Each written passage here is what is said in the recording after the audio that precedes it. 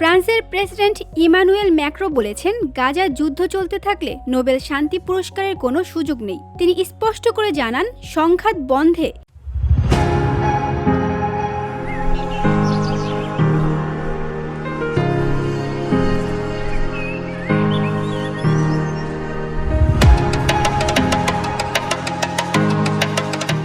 ইসরায়েলের ওপর চাপ তৈরি করা জরুরি এবং এক্ষেত্রে কার্যকর ভূমিকা নিতে পারেন যুক্তরাষ্ট্রের প্রেসিডেন্ট ডোনাল্ড ট্রাম্প। বুধবার টিআরটি ওয়ার্ল্ডের এক প্রতিবেদনে এ তথ্য জানানো হয়।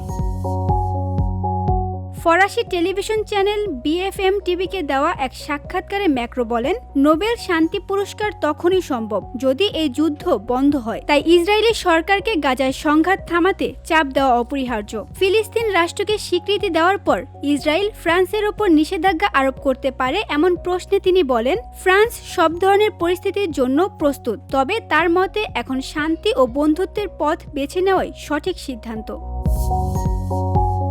ম্যাক্রো আরও বলেন, যদি গাজায় যুদ্ধ চলতেই থাকে, সেনারা যদি সাধারণ মানুষকে হত্যা করতে থাকে, তবে আমরা নিশ্চুপ থাকতে পারি না। যুক্তরাষ্ট্র এখানে কার্যকর ভূমিকা রাখতে পারে, কারণ তারা ইসরায়েলকে যুদ্ধের সরঞ্জাম সরবরাহ করছে। তিনি জানান, ফ্রান্স ও ইউরোপের সাম্প্রতিক কূটনৈতিক পদক্ষেপ ইসরায়েল ও নেতানিয়াহুর সরকারের ওপর চাপ বাড়াতে সাহায্য করছে। একই সঙ্গে এটি ইসরায়েলিদেরও বুঝতে সাহায্য করছে যে শান্তির পথই একমাত্র সমাধান। এর আগে সোমবার নিউ ইয়র্কে জাতিসংঘ সাধারণ পরিষদের আগে লুক্সেমবার্গ, বেলজিয়াম, অ্যান্ডোরা, ফ্রান্স, মাল্টা, মোনাকো ও সান ম্যারিনো ফিলিস্তিনকে রাষ্ট্র হিসেবে স্বীকৃতি দেয়। এর একদিন আগে ব্রিটেন, কানাডা, অস্ট্রেলিয়া ও পর্তুগাল একই ঘোষণা দেয়। ফলে জাতিসংঘের 193 সদস্য রাষ্ট্রের মধ্যে এখন পর্যন্ত 159টি দেশ ফিলিস্তিনকে স্বীকৃতি দিয়েছে।